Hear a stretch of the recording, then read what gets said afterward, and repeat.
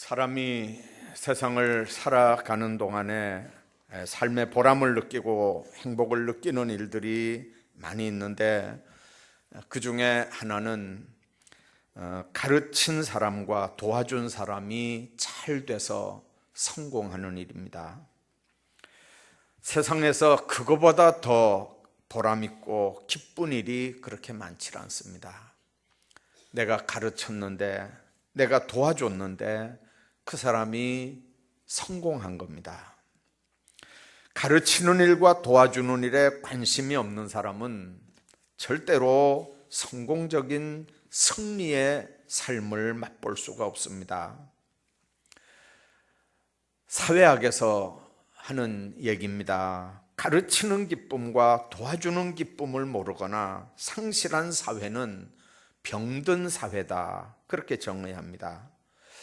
불행하게도 우리 조상들은 다른 사람에게 자신이 지니고 있는 좋은 지식과 기술을 가르치고 전수하는 일을 잘 하지를 않았습니다. 그래서 부자간에 집신 장사를 해도 아버지가 집신 잘 파는 비밀을 몰랐는데 아무리 가르쳐 달라고 해도 안 가르쳐 주다가 죽을 때 아버지가 숨 넘어가면서 하는 말이 집신에 붙어있는 집터럭을 깨끗하게 뜯어내라, 그걸 비방이라고 가르쳐 줬다는 얘기는 우리를 슬프게 합니다. 그러니까 세계적으로 뛰어난 고려 청자 이조백자 굽는 기술이 전수되지 못하고 중간에 다 끊어졌습니다. 가르치는 일과 도와주는 일을 싫어하거나 게을리하는 나라와 민족은 절대로 훌륭한 나라와 민족이 될 수 없습니다. 교회도 이런 점은 마찬가지입니다. 교회가 복음을 전하는 일에 관심을 갖지 아니하고 게으르게 돼서 복음 전하는 기쁨을 상실하면 그건 성도만의 위기가 아니라 교회의 위기입니다. 복음을 전하는 사명과 기쁨, 보람을 상실하고 잃어버린 교인은 절대로 좋은 교회, 좋은 교인들이 될 수 없습니다. 우리 한국 교회가 전 세계에서 제일 빠른 시간 안에 아주 성장률이 높고 전 세계에 미국 다음에 선교사를 많이 파송하는 나라로 그렇게 전 세계가 괄목할 교회 성장을 이루었던 나라입니다. 이제 언제부턴가 이게 정체가 되고 이제 정체할 뿐만 아니라 퇴보가 되고 있는 중요한 이유는 영적으로 성령의 역사를 언제부터인가 뒤로 하고 인간적인 방법으로 교회를 이끌어가고 성령의 감화 감동을 소멸하고 인간적인 지식과 경험과 세상적인 가치관으로 교회를 움직이다 보니까 복음 전하는 열정을 잃어버리고 복음을 전하면서 체험하는 영적인 체험들을 잊어버리고 그 복음 전하면서 한 영혼을 구원하는 기쁨을 잃어버렸기 때문에 한국 교회가 이렇게 정체가 아니라 이제는 퇴보하고 있다고 얘기를 합니다.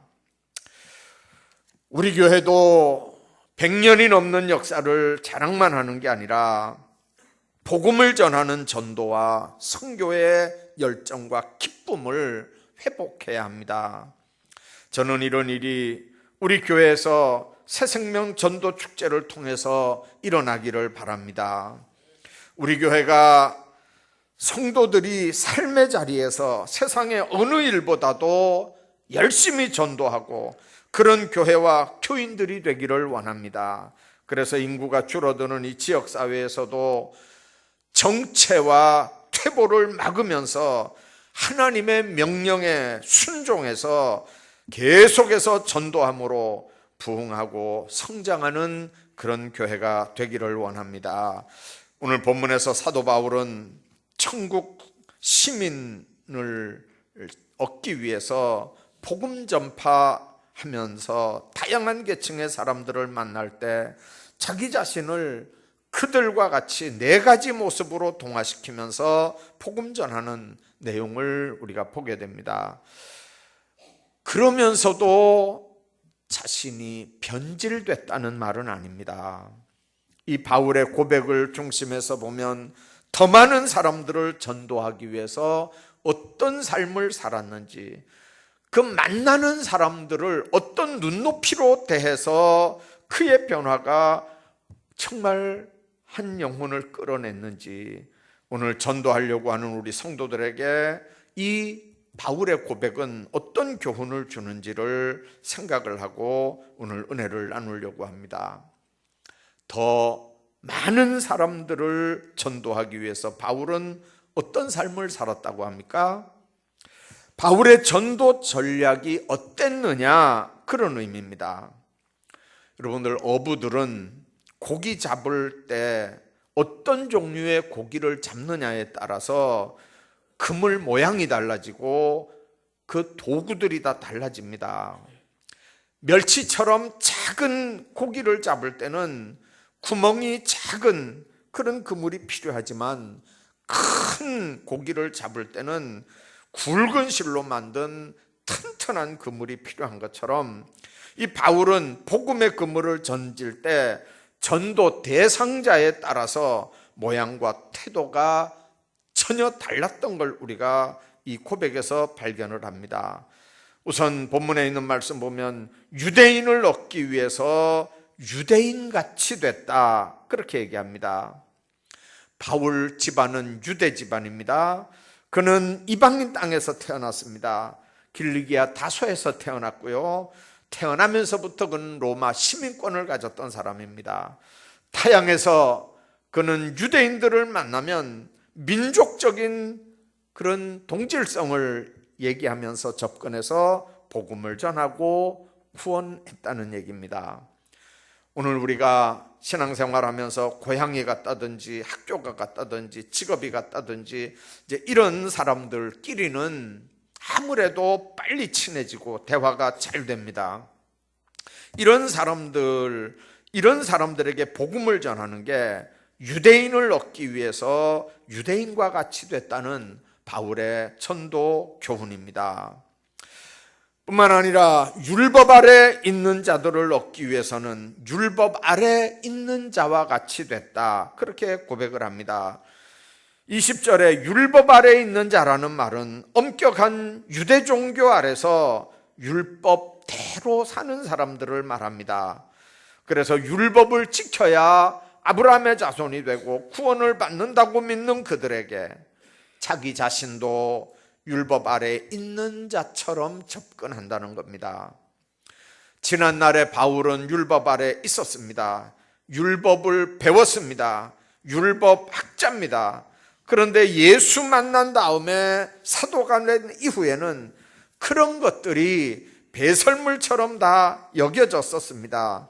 그래도 전도하기 위해서 바울은 율법 아래 있는 사람이 아니지만, 율법과는 상관도 없는 사람이지만, 그들에게는 율법 아래 있는 자같이 된 건 그들을 얻기 위해서다, 그렇게 말합니다. 여러분들, 전도하러 가보면 2조 500년 동안 유교 영향을 받아서 이 조상 숭배 문제 때문에 교회 못 가겠다고 하는 사람들이 아직도 많이 있습니다. 여러분들, 더 오랫동안 불교의 영향권 아래 있는 사람들도 있습니다. 그들을 구원하기 위해서 우리는 유교인이 아닙니다.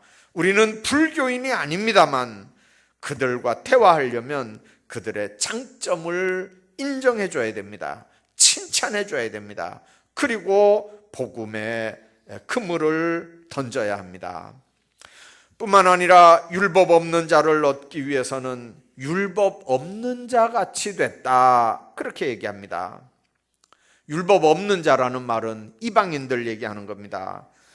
바울의 조상은 이스라엘을 떠나서 길리기아 다소 지방에 가서 살았다고 그랬습니다. 이방 사람들의 기질, 이방 사람들의 습관, 이방 사람들이 섬기는 미신, 타종교, 우상, 이런 것들을 잘 알고 있었습니다. 여러분들, 우리들도 주변에 율법 없는 사람들이 많습니다. 복음 아직 못 받은 사람들이 많습니다. 이방인들이 많단 말입니다. 누가 이방인입니까? 외국에서 온 외국인들만 이방인들이 아니라 아직까지 아무 종교도 갖지 않는 사람들, 미신에 사로잡혀 점치고 굿하는 사람들, 우리는 그들에게 익숙합니다. 그러므로 그들과 같이 동화된 모양으로 가서 복음의 그물을 던지고 전도해야 합니다. 뿐만 아니라 연약한 자들을 위해서 자기도 연약한 자가 됐다고 22절에 말합니다. 연약하다는 말은 첫째는 믿음이 연약하다는 말입니다. 믿음이 약해서 먹을 걸 먹지 못하고 낯을 가리는 겁니다.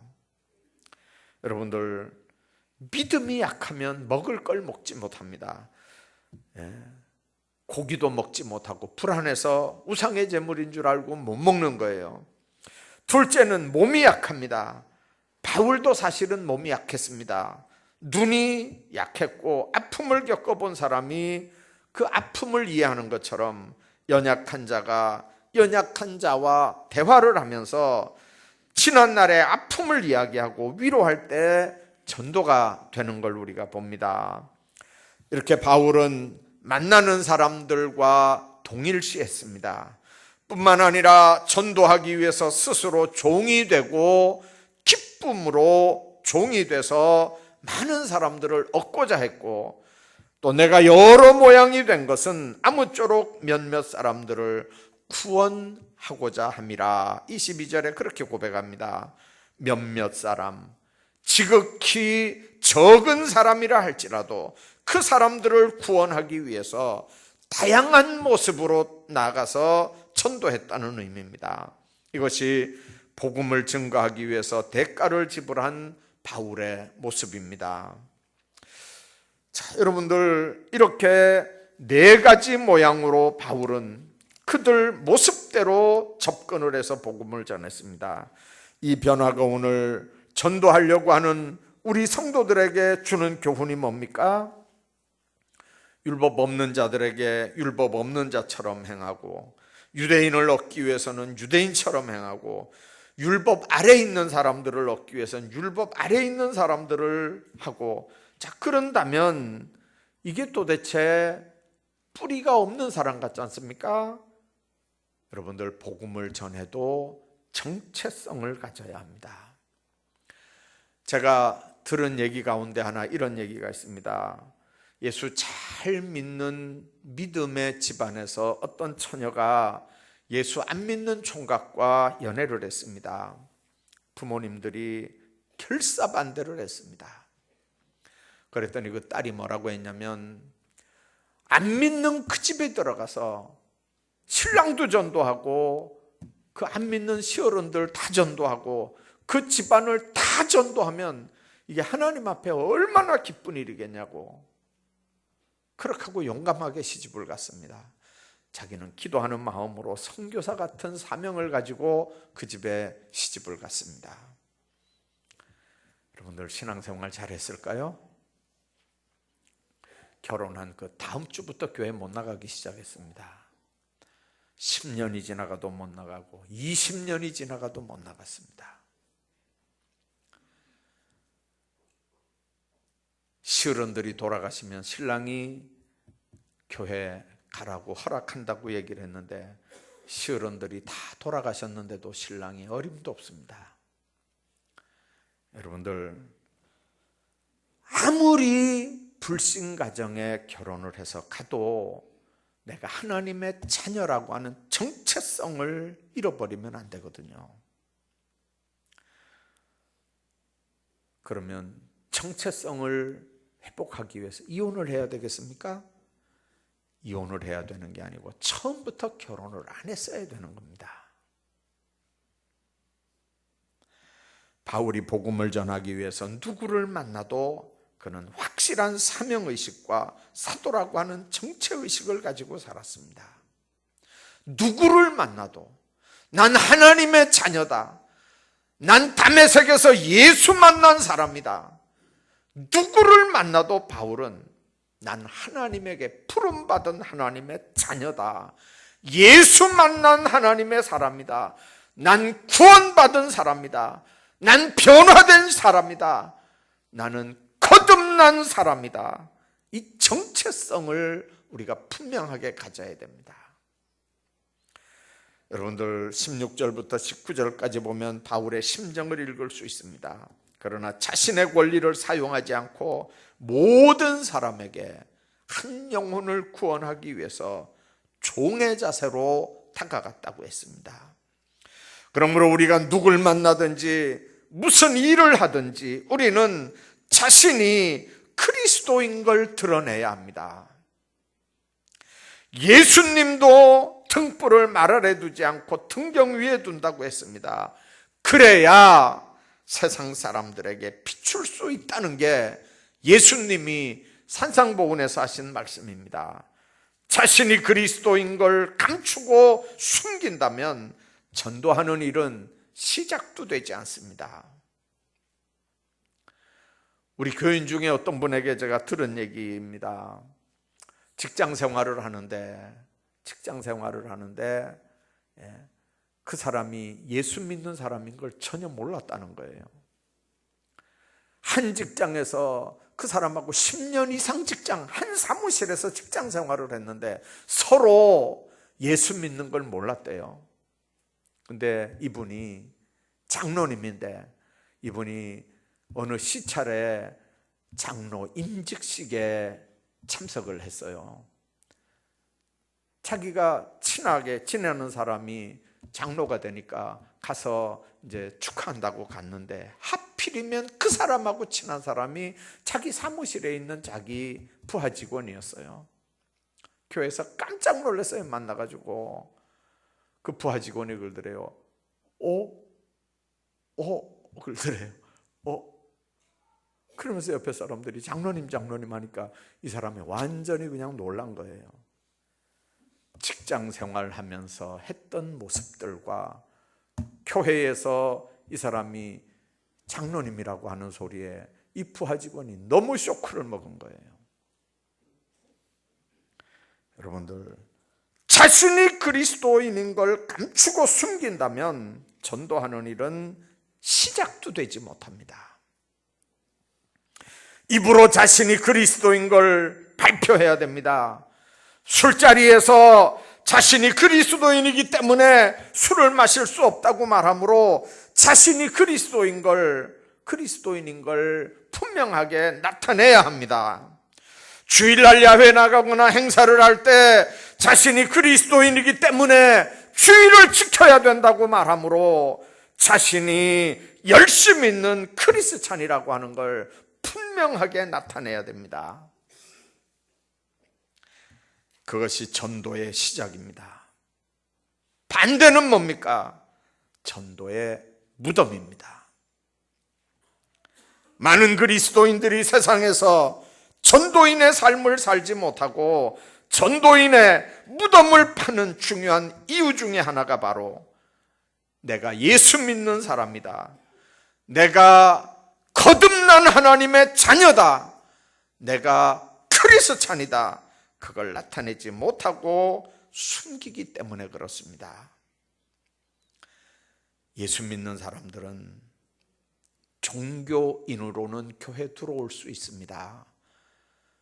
여러분들, 얼마나 교회 다녀야 그 기독교인, 종교를 기독교로 선택한 사람들이 얼마를 교회 들어와야, 얼마를 교회 다녀야 예수님이 내 구주라고, 예수님을 만나고 말씀과 만나고 성령 체험을 하고 거듭나는 하나님의 백성으로 살아갈 수 있을까요?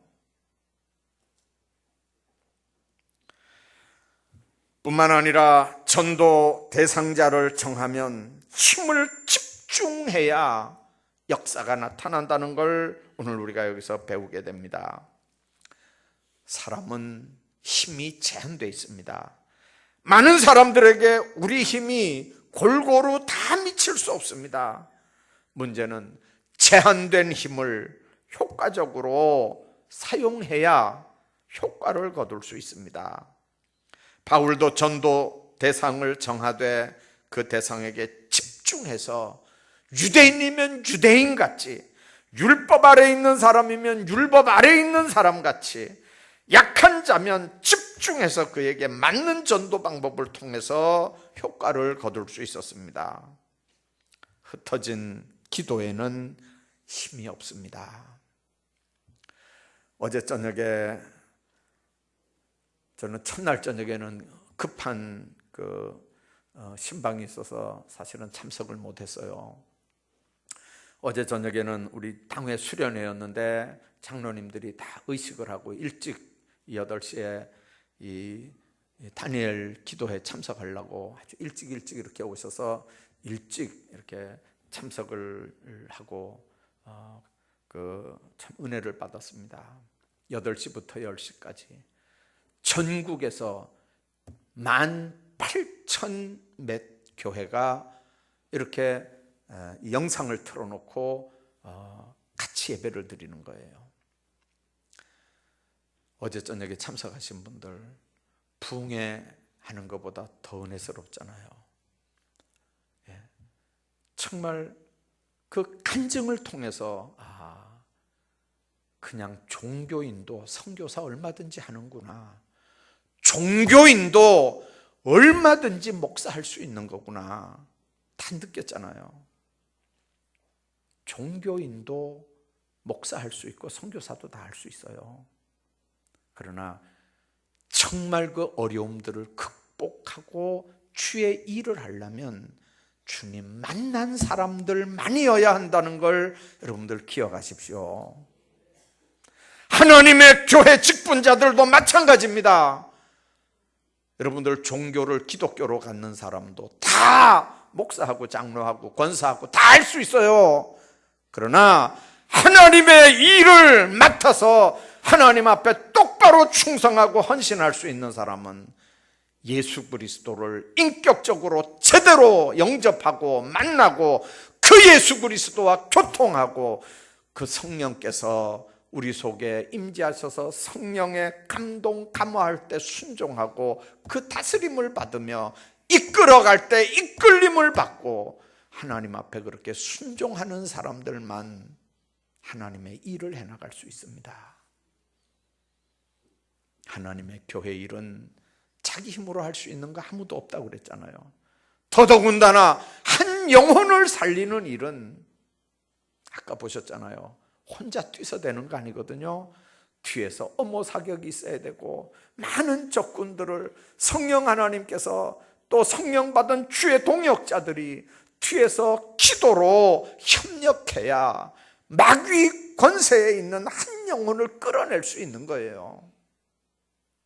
기도 안 하고 이름만 적어냈다고 그냥 한 영혼 살려낼 것 같으면 여러분들 전도가 얼마든지 쉽습니다. 마귀 소나귀에서 한 영혼을 끌어내는 일은 이건 영적 전투입니다. 여러분들 흩어진 기도에는 힘이 없습니다. 흩어진 관심은 무관심입니다. 무관심은 영혼을 움직일 수도 없고 영혼을 살릴 수도 없습니다. 우리가 전도 대상자를 정하는 이유가 바로 여기 있습니다. 이름을 정하고 마음을 집중하는 겁니다. 겨냥하지 않은 탄화는 명중하지 않습니다. 우리 기도와 관심과 정성이 나의 태신자에게 집중될 때 하나님께서 그들의 영혼에 잠을 깨워주시고 마귀에게서 한 영혼을 끌어낼 수 있는 줄로 믿습니다. 뿐만 아니라 전도 대상자를 정했으면 그 다음 할 일은 그를 위해 집중적으로 기도하는 일입니다. 여러분들 전도 대상자들의 마음의 성령의 감화와 도움을 위해서 계속해서 기도해야 합니다. 마귀는 예배당을 절대 두려워하지 않습니다. 여러분들 이거보다 몇 배 더 큰 예배당이라도 마귀는 예배당 절대 두려워하지 않습니다. 마귀는 교회에서 하는 큰 사업들 절대로 눈도 하나 깜짝 안 합니다. 사탄은 하나님보다 세상을 더 사랑하는 맥 빠진 성도들을 절대 겁내지 않습니다. 그러나 연약한 자라도 하나님 앞에 무릎 꿇고 기도하는 성도들을 볼 때 마귀는 벌벌 떱니다. 마귀는 기도하지 않는 성도를 비웃습니다. 마귀는 기도하지 않는 전도에 대해서는 눈도 하나 깜짝하지 않습니다. 마귀는 기도하지 않는 교회를 대수롭지 않게 생각합니다. 그 이유는 기도하지 않고 행하는 모든 일에 열매가 없고, 기도하지 않고 하는 전도에는 이건 실패가 눈에 보이기 때문에 그렇습니다. 모든 일에 기도가 다 필요하지만 한 영혼을 구원해내는 전도에는 정말 기도가 필요합니다. 바빠서 진행위원 못하는 건 얼마든지 목사가 이해할 수 있습니다. 바쁜데 어떻게 해야 합니까? 수요 예배도 못 오는데 진행위원 못하는 거 얼마든지 이해할 수 있습니다. 그러나 여러분들, 이 문제를 놓고 한 끼 이상 금식하자, 이 문제를 놓고 24시간 릴레이 기도하는 일에 여러분들 동참해라, 그것도 못한다면 여러분들은 주님 편입니까? 마귀 편입니까? 심각하게 생각하셔야 됩니다.